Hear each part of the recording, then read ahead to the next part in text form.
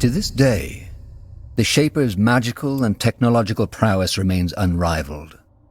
One thing is clear. None of their marvels would have been possible without an incredible amount of magical energy. According to Iskrim, this is it. The heart of the Nexus. The source of the Shaper's power.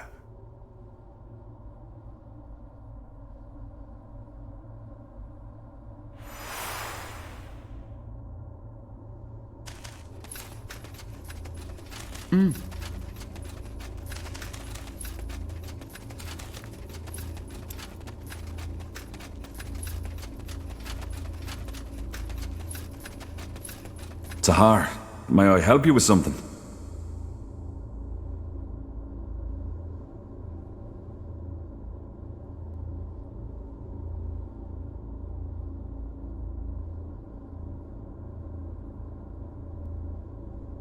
What exactly is it that... Oh, Tahar, that's quite a topic. I don't mind sharing, but are you sure you want to go there? I am. Tell me. All right. Well, where do I start? You see, the Shapers have always fascinated me. They're all over Io. These remnants of a once so glorious civilization. Yet for some reason, so many people are almost oblivious to it. On the one hand, of course, that's very sad. On the other hand, it also makes it a lot more exciting. It's like I'm a treasure hunter, only that everyone else fails to see the treasures around us. Tell me, Tahar, when seeing all of this, don't you sometimes feel like you're exploring a childhood dream? The kind of world the poets and the bards always spoke of? The Shapers are dangerous. Just think of that Steel Guardian we fought to get in, or the Ghost Watchers. Not what I call a childhood dream. Yeah, but it doesn't take away from the wonderment, does it? But this childish fascination was only the spark. The more I studied the Shapers, the more enthralled I became with their culture. Did you know that at the pinnacle of their existence, they ruled over all of Io? A global empire with no one to oppose them. You seem to consider that a good thing. Oh, good, bad, the world doesn't work like that. Of course, there are writings that hint at the fact that the Shaper Empire wasn't all rainbows and unicorns, but still it was stable. And it persisted for tens of thousands of years. Can you imagine? All this knowledge, all this art, all this wisdom. Nothing in the Io of today can match that. Nothing. It's like comparing a sea full of secrets with a puddle of muddy water. And yet, they died out. Yeah. Great mystery. Most scholars think it was the dragons. They do, but I doubt it. You saw what the Shapers were capable of. Even a race as powerful as the dragons couldn't have wiped them out. And you see the shape this city is in, Tahar. There's no traces of fire and destruction. But regardless of what it was, it doesn't change the fact that the way the current races of this world treat the Shapers is nothing short of pathetic. They were greater than we'll ever be. But instead of studying this greatness, we ignore them. And why? Just because it doesn't fit into our religion, our traditions, or whatever reason they can come up with. Because to many, admitting what a marvel the Shapers truly were would mean admitting that our culture is pale in comparison.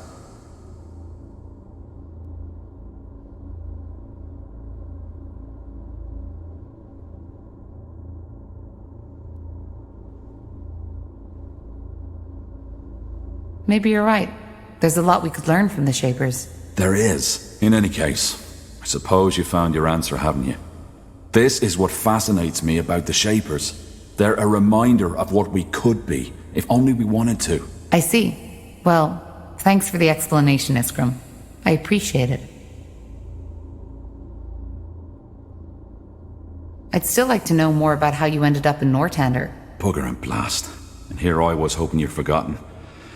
All right, I'll tell you. But only under one condition. Yes? That I get to ask you a personal question too. Then we have a deal. Go ahead. I'm listening. Fair enough. I was born in the Windwall Mountains.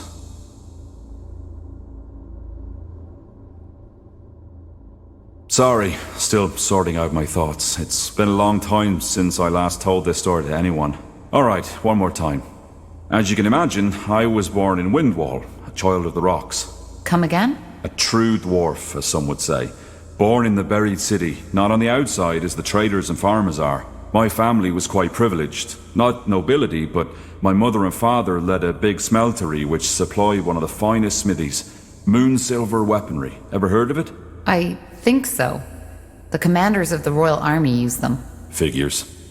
Well, my childhood was a rather unremarkable one. I had 2 brothers and a sister, and even though I was the oldest child, I was always the most quiet one. I learned quickly how to wield an axe, and I still know how to do it, but I never took pleasure in it. The same goes for my parents' craft. For some reason, Nihalf had given me a talent for metallurgy, but not the desire to use it. Instead, my biggest love was always made with ink.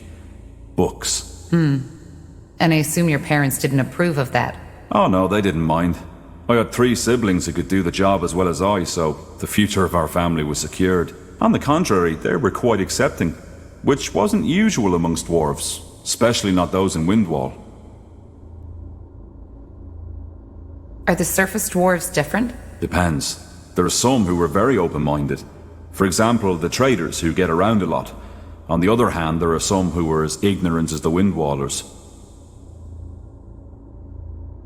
Dwarves are traditionalists, aren't they? Oh yeah, they are. They love their brawls, they love their ale, and they love their metal crafting. And they never miss a chance to tell the outside world just how much they do. Well, to be honest, when I think of dwarven culture, that's exactly what comes to my mind. See? And that's the problem. There's always diversity in every race. There are soft-hearted orcs, there are elves who don't give a damn about the white tree, and there are humans with... well, you get the point. What I'm trying to say is, many dwarves love living these traditions, but there are some like me who just don't fit in. This is one of the reasons why I appreciate you and this group so much, Tahar. Aenir's tools or not, we're all pariahs, in one way or another. So, what happened? Why did you leave Windwall? I'm getting there, Tahar. When I came of age, I found work in the Windwall Library. That time was also when I deepened my knowledge of the Shapers. I devoured all the books there were, and bought whatever writings the merchants brought in. They smiled at me, talked of me as the strange bird, but I didn't care. The more I read, the more spellbound I became, and the more I dreamed of journeying through Io to solve all those mysteries not yet uncovered. Are there Shaper ruins in the Windwall Mountains? Hardly. And those that are there are buried beneath miles and miles of rock. Impossible to access without a huge expedition. Huh. And what kept you from doing just that? Well, 2 things. First of all, my attachment to my family. Secondly, Gilak. Gilak? My, partner. You had a partner? Yeah, we met... I'd rather not go into detail too much. Fact is, we lived together for 6 years. He was very dear to me. Let's put it that way. What are dwarven families like? Similar to their human counterparts, I believe. Having family and offspring is considered to be very important, especially if you're of noble blood. But living with someone of the same sex is acceptable? Well, yes and no. If you do, you don't talk about it, and you should make sure to find yourself a wife or a husband to found a proper family, eventually, and bring new children of stone into the world, even if that family is just a charade. If you don't do that, you're frowned upon. There's even a word for a childless dwarf, man or woman. Galrag, which roughly translates as dusty boulder. Very amusing, I know.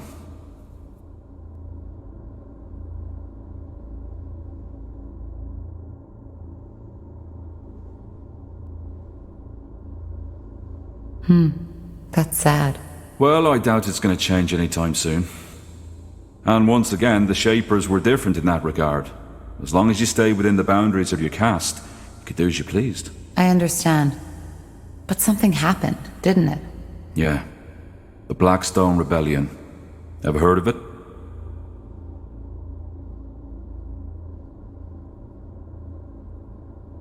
No. A coup. A small group of rebels tried to overthrow the royal house. It was bound to fail from the beginning. The rebels were anti-traditionalist and wanted to establish a new order, where it's the people who have the power, not the nobility. Gilak was one of these rebels. Oh. Yeah. At first, before the coup, they tried to raise awareness by giving underground speeches. A noble endeavour, but not at all thought through. Most dwarves just don't care about politics as long as they can have their mugs of ale. First, he didn't ask me to participate, but the more sour things went, the more he started pushing me. At one point, we had a fight. When he asked me to steal money from my family to support the movement, it was terrible.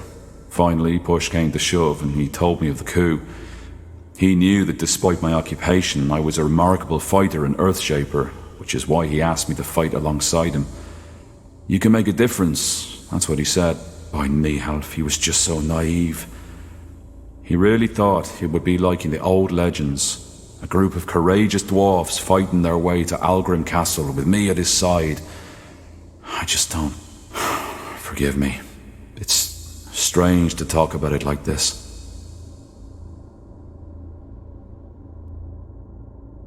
It's okay. Thank you for trusting me. Yeah, sure. You can imagine how torn I was. I knew he'd die if the coup took place, but I also knew that I couldn't stop him. When I told him he was mad, he called me a coward, a delusional bookworm, who'd rather spend his whole life dreaming about the past and changing the present. And then he left. The next day, I found him beheaded by a royal guard. They didn't even make it to the castle stairs.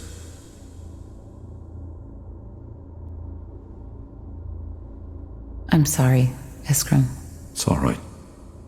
Why didn't you tell the guard about the movement's plans? They could have stopped him. Yeah, they could have. Only to execute him and all his friends the next morrow. Tahar, believe me, I thought about this quite a lot. About what I could or should have done. And do you want to know the saddest part of it? What? I came to the conclusion that I did nothing wrong. He had his mind set, and nothing I could have said would have changed what had been about to happen. In the end, there's only so much you can do. What happened then? I ran. Not only because I'd rather have died than return to that empty house of ours, but also because they would have arrested me too. Our relationship wasn't a secret, and in their eyes, I was as eccentric as Gilak and his friends. And we all know how dangerous eccentrics are, don't we? I left my family a letter, telling them not to come after me, bought a horse, and rode as far as it would take me before collapsing. That was 9 years ago. I haven't returned ever since.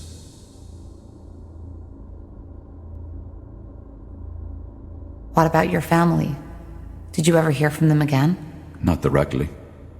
Every now and then, I return to a big city to find a dwarf who can tell me about Windwall. But the thought of returning, I don't know.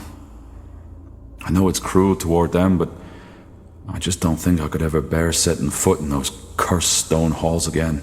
I see. And since then you've been studying the Shapers? Yeah. If there really is, as people say, a silver lining to everything, then this would be it. I'm finally doing what I was too afraid to do back in Windwall. I'm living my dream. Though the price I paid for it was high. And you know what, Tahar? What? There's a third reason to my fascination with the Shapers I haven't told you about yet. It's Gilak. Stupid as it may sound, there's a part of me who wants to prove him wrong. To show him that the past has value. That it can guide us towards a better world. I see. Well, thank you for sharing this, Iskrim. I appreciate it. Yeah.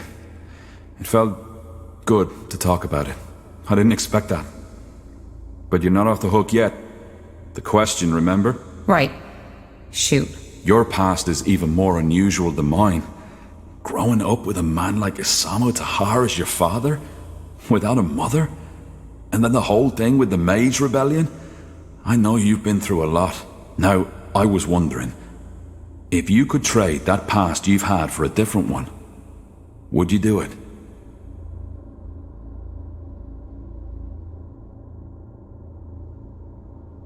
What kind of past could I choose? Anything? Anything.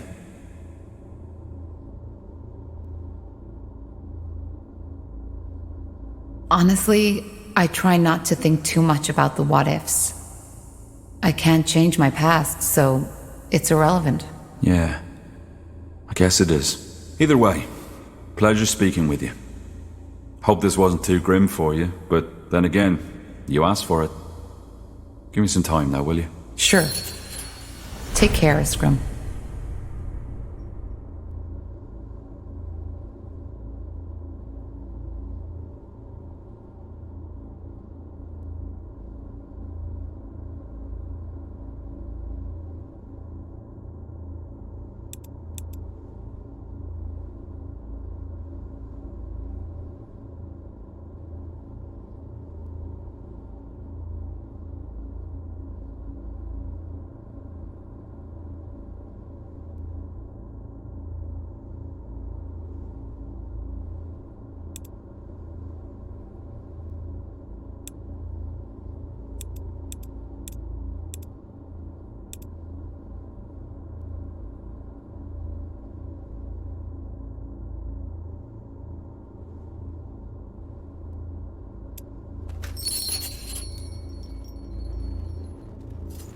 Tahar, finally! Do you have the stone? I do. What now? How do we connect it to the Nexus? Well, I've done a little research on that. It should be pretty straightforward. Give me the stone for a second, please. Sure. Thanks. Now, let's see.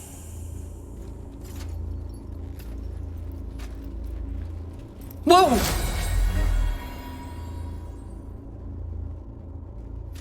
This is amazing. What in blazes just happened? Was that the stone? Yeah. It seems like our plan worked. The stones are the power sources of the Nexus. Not sources, Tahar. They're simply the catalysts. As I said, the energy, all this magic, it comes from someplace else. Well, I definitely know why the Shapers were so powerful now. If they were able to harness that, I wouldn't want to be their enemy. I still don't get how it should help us find the source of the song. Iskrim, you said it could open Tahar's mind towards the Shaper's telepathy, right? Yeah, but it's not strong enough yet. Well, we knew that already. We need to find the second stone first. Let's head to Everlight and find that archaeologist. He's our best chance of finding that island.